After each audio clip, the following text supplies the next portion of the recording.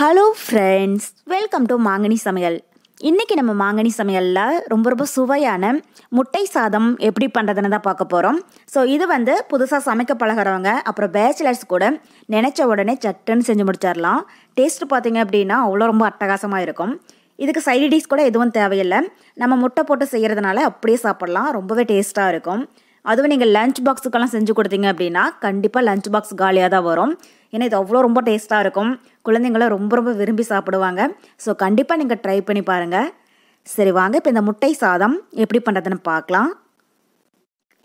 இது பண்ணுறதுக்கு நான் 1 கப் அளவுக்கு பாசுமதி அரிசியை ஒரு 10 நிமிஷம் போல் நல்லா ஊற வச்சுட்டு அதில் 1 டீஸ்பூன் எண்ணெய், கொஞ்சமாக உப்பு போட்டு நல்லா உதிரியாக சாதம் வடித்து ஃபேன் காற்றுல ஆற வச்சு எடுத்துருக்கேன். ஸோ இந்த முட்டை சாதம் பண்ணுறதுக்கு நம்ம பாசுமதி ரைஸ் தான் யூஸ் பண்ணணும் அப்படிங்கிறது கிடையாதுங்க. ரெகுலராக சாப்பாடு செய்கிற புழுங்கல் அரிசி சாதம் கூட யூஸ் பண்ணலாம். இல்லை அப்படின்னா ஒருவேளை மதியம் செஞ்சால் சாதம் மீந்துடுச்சு அப்படின்னா அதில் கூட செய்யலாம். ரொம்பவே நல்லா இருக்கும். இப்போ இந்த சாதம் ஒரு 5 நிமிஷத்துக்கு நல்லா ஆறட்டும். இப்போ அடுத்தது ஒரு கடாயில் 3லேருந்து 4 டேபிள் ஸ்பூன் எண்ணெய் விட்டு சூடுபடுத்திக்கோங்க. ஸோ நான் 200 கிராம் பாசுமதி அரிசியுடைய சாதம் எடுத்துருக்கிறதுனால எண்ணெய் கொஞ்சம் அதிகமாகவே சேர்க்குறேன். இப்போ எண்ணெய் சூடானதும் இதில் 1/2 இன்ச் அளவுக்கு பட்டை, 3 லவங்கம், 1/4 டீஸ்பூன் சோம்பு சேர்த்திடலாம். இது லைட்டாக கலர் மாறினதும் இதில் மீடியம் சைஸில் 2 பெரிய வெங்காயத்தை இது மாதிரி மெலிசாக நீளமாக கட் பண்ணி சேர்த்திக்கோங்க.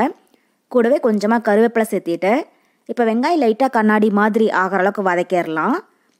ஸோ முட்டை சாதத்துக்கு வெங்காயம் அதிகம் வதங்கணும் அப்படிங்கிறது கிடையாது. லைட்டாக கண்ணாடி மாதிரி வதங்கிச்சுன்னா போதும். அப்போ தான் சாதம் நல்லா டேஸ்ட்டாக இருக்கும். பாருங்கள், இப்போ வெங்காயம் ஓரளவுக்கு வதங்கிடுச்சு.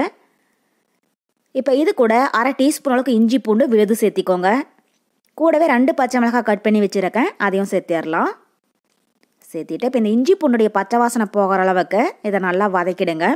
ஸோ முட்டை சாதத்துக்கு இஞ்சி பூண்டு விழுது அதிகமாக சேர்க்கணும் அப்படிங்கிறது கிடையாது. 1/2 டீஸ்பூன் சேர்த்திங்க அப்படின்னாலே போதும். இப்போ இஞ்சி பூண்டுடைய பச்சை வாசனை போக நல்லா வதங்கிடுச்சு. இப்போ இதில் மீடியம் சைஸில் நல்லா பழமாக 1 தக்காளி கட் பண்ணி வச்சுருக்கேன், அதை உள்ள சேர்த்திடலாம். கூடவே வெங்காயம் தக்காளி வதங்குறதுக்கு கொஞ்சமாக உப்பும் சேர்த்திட்டு இப்போ தக்காளி நல்லா சாஃப்ட் ஆகிற அளவுக்கு இதை வதக்கிடுங்க. பாருங்கள், இப்போ வெங்காயம் தக்காளி நல்லா சாஃப்டாக வதங்கிடுச்சு. இப்போ இதில் ஒரு பாதி அளவுக்கு குடைமிளகாயை இது மாதிரி மெலிசாக நீளமாக கட் பண்ணி வச்சுருக்கேன், அதை உள்ள சேர்த்திடலாம். சேர்த்துட்டு இதையும் லைட்டாக வதக்கிடுங்க. ஸோ முட்டை சாதத்துக்கு குடைமிளகாய் ஆப்ஷனல் தான். நீங்கள் இருந்தால் சேர்த்திக்கோங்க, இல்லைனாலும் பரவாயில்லை. நான் வீட்டில் இருந்ததுனால கொஞ்சமாக சேர்த்திருக்கேன். அதே மாதிரி குடைமிளகாய் ரொம்பவே வதங்கிடக்கூடாது, லைட்டாக வதங்குச்சுன்னா போதும். பாருங்கள், இப்போ வெங்காயமும் குடைமிளகாயும் ஓரளவுக்கு நல்லா வதங்கியிருக்கு.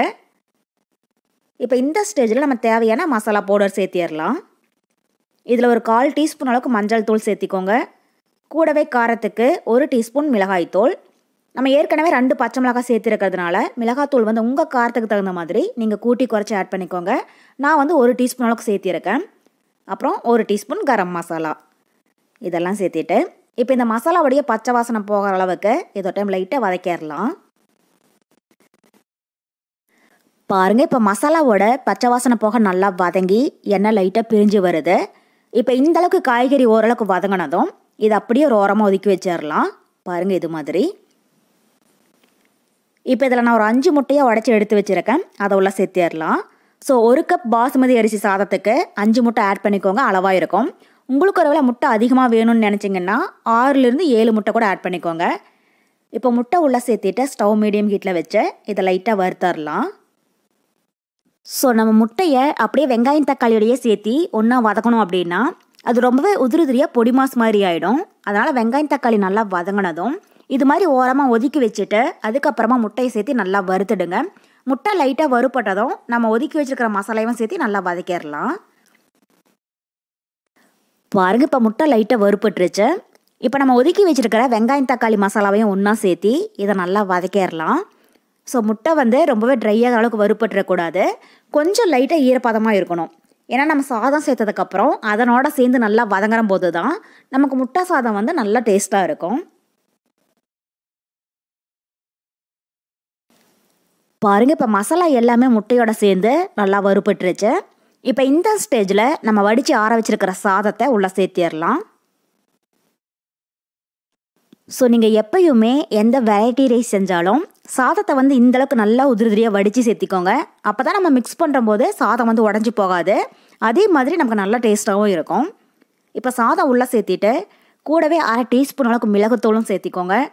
கடைசியாக அதுக்கு தேவையான அளவு உப்பும் சேர்த்திடலாம். சேர்த்துட்டு இப்போ ஸ்டவ் மீடியம் ஹீட்டில் வச்சு இதை ஒரு 2 நிமிஷத்துக்கு கைவிடாமல் நல்லா கலந்து விட்டுட்டே இருங்க. முட்டை வந்து சாதத்தோட ஒன்றா சேர்ந்து வர்ற மாதிரி. ஸோ உப்பு சேர்க்கிற போது மட்டும் அளவாகவே சேர்த்திக்கோங்க. ஏன்னா நம்ம சாதம் வடிக்கிற போது அதுக்கு அளவாக சேர்த்திருக்கோம். அப்புறம் வெங்காயம் தக்காளி வதங்குற போதும் கொஞ்சமாக சேர்த்திருக்கோம். அதனால் பார்த்துட்டு குறைவாகவே சேர்த்திக்கோங்க. பாருங்கள், இப்போ முட்டை வந்து சாதத்தோட ஒன்றா நல்லா சேர்ந்து வந்துடுச்சு. இப்போ கடைசியாக வாசனைக்காக பொடி பொடியாக கட் பண்ணின கொஞ்சம் மல்லிகளை தூவி விட்டுட்டு இதை ஒரு டைம் லைட்டாக கலந்து விட்டுறலாம். ஸோ இந்த முட்டை சாதத்துக்கு மல்லிகளை கொஞ்சம் தாராளமாகவே சேர்த்திக்கோங்க. நல்ல மணமாகவும் ருசியாகவும் இருக்கும். அவ்வளோதான், இப்போ நம்ம முட்டை சாதம் தயாராகிடுச்சு. இந்த ஸ்டேஜில் நம்ம ஸ்டவ் ஆஃப் பண்ணிடலாம்.